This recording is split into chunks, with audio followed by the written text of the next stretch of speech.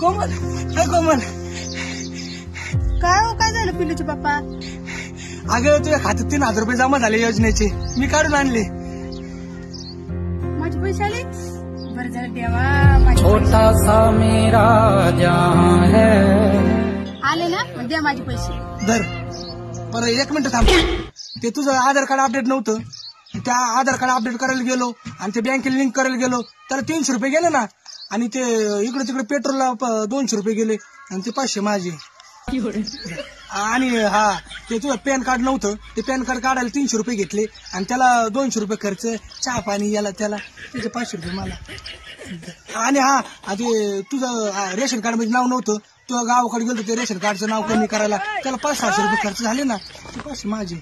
हा आणि हा हे तुझं सगळे तामझाम मध्ये तुझं रेशन कार्ड